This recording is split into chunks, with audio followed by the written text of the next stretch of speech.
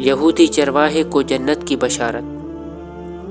بیان کیا جاتا ہے کہ غزوہ خیبر کے موقع پر ایک چرواہا حضور صلی اللہ علیہ وآلہ وسلم کی خدمت میں حاضر ہوا۔ وہ چرواہا یہودیوں کی بکریاں چرایا کرتا تھا۔ جب دیکھا کہ خیبر سے باہر مسلمانوں کا لشکر پڑاؤ ڈالے ہوئے ہیں، اس کی دل میں خیال آیا کہ میں جا کر ان سے ملاقات کروں اور دیکھوں کہ یہ مسلمان کیا کہتے ہیں اور کیا کرتے ہیں۔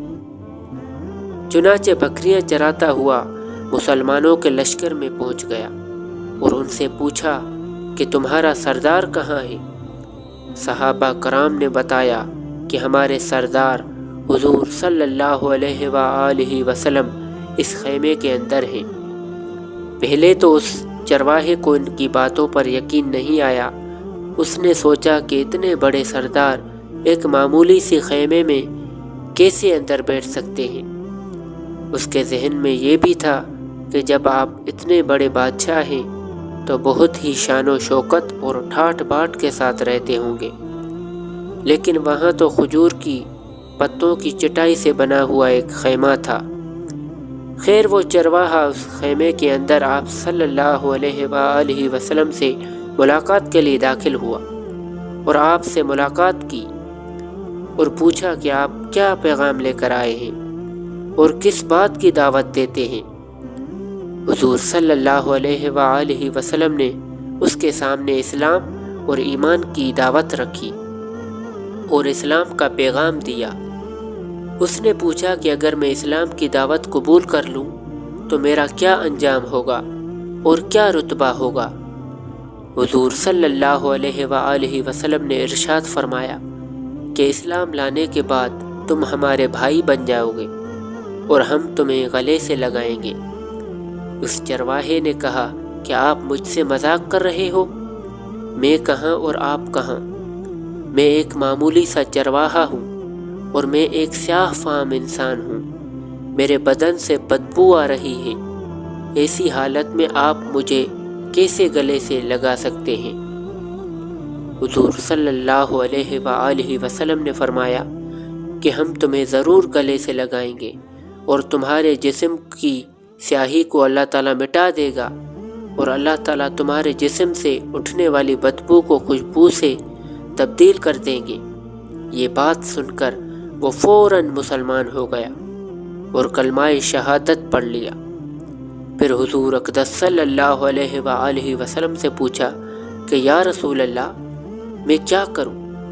آپ صلی اللہ علیہ وآلہ وسلم نے فرمایا کہ تم ایسے وقت پر ایمان لائے ہو کہ نہ تو اسی وقت کسی نماز کا وقت ہے کہ تم سے نماز پڑھواؤں اور نہ ہی روزے کا زمانہ ہے کہ تم سے روزہ رکھواؤں۔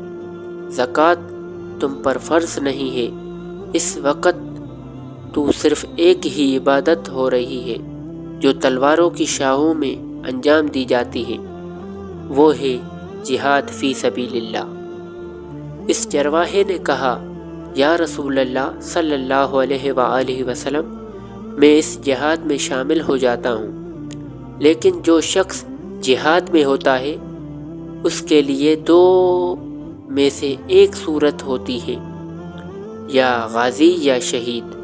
تو اگر میں اس جہاد میں شہید ہو جاؤں تو آپ میری کوئی ضمانت لیجئے۔ حضور اقدس صلی اللہ علیہ وآلہ وسلم نے فرمایا کہ میں اس کی ضمانت لیتا ہوں، اگر تم اس جہاد میں شہید ہو گئے تو اللہ تعالیٰ تمہیں جنت میں پہنچا دیں گے اور تمہارے جسم کی بدبو کو خوشبو سے تبدیل فرما دیں گے اور تمہارے چہرے کی سیاہی کو سفیدی میں بدل دیں گے۔ چونکہ وہ چرواہا یہودیوں کی بکریاں چرایا کرتا تھا، اسی لیے حضور صلی اللہ علیہ وآلہ وسلم نے فرمایا کہ تم یہودیوں کی جو بکریاں لے کر آئے ہو ان کو جا کر واپس کرو، اس لیے کہ یہ بکریاں تمہارے پاس امانت ہیں۔ اس بات سے یہ اندازہ لگائیں کہ جن لوگوں کے ساتھ جنگ ہو رہی ہے، جن کا محاصرہ کیا ہوا ہے، ان کا مال غنیمت ہے، لیکن چونکہ وہ چرواہا بکریاں معاہدے پر لے کر آیا تھا، اس لیے آپ نے حکم دیا کہ پہلے بکریاں واپس کر کے آؤ، پھر آ کر جہاد میں شامل ہونا۔ چنانچہ اس چرواہے نے جا کر بکریاں واپس کیں اور واپس آ کر جہاد میں شامل ہوا اور شہید ہو گیا۔ جب جنگ ختم ہو گئی تو حضور اقدس صلی اللہ علیہ وآلہ وسلم لشکر کا جائزہ لینے لگے۔ ایک جگہ آپ نے دیکھا کہ صحابہ کرام کا مجمع اکٹھا ہے۔ جب آپ قریب پہنچے تو ان سے پوچھا کہ کیا بات ہے؟ صحابہ کرام نے فرمایا، جو لوگ جنگ میں شہید ہو گئے ہیں ان میں سے ایک آدمی ایسا بھی ہے کہ جس کو ہم سے کوئی نہیں پہچانتا۔ آپ نے فرمایا کہ مجھے دکھاؤ۔ جب آپ نے دیکھا تو آپ نے فرمایا، تم اس شخص کو نہیں پہچانتے؟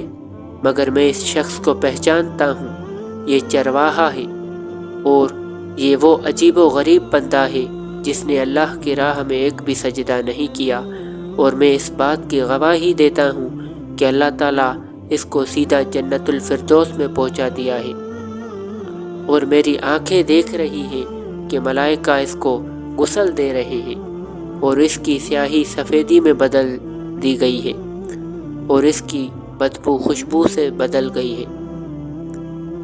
پیارے دوستو، اس واقعہ سے ہمیں یہ سبق ملتا ہے کہ اندازہ کیجئے اگر کچھ عرصہ پہلے اس چرواہے کو موت آ جاتی تو سیدھا جہنم میں چلا جاتا، اور اب اس حالت میں موت آئی کہ ایمان لا چکا ہے اور سرکار دو عالم صلی اللہ علیہ وآلہ وسلم کا غلام بن چکا ہے، تو اب اللہ تعالیٰ نے اتنا بڑا انقلاب پیدا فرما دیا۔ اسی لیے فرمایا اعتبار خاتمے کا ہے۔ اسی لیے بڑے بڑے لوگ لرزتے رہتے ہیں اور دعا کرتے رہتے ہیں کہ یا اللہ ہمارا خاتمہ ایمان پر کرنا۔ میری یہ دعا ہے کہ اللہ تعالی ہم سب کو اس سے سبق حاصل کر کے اس پر عمل کرنے کی توفیق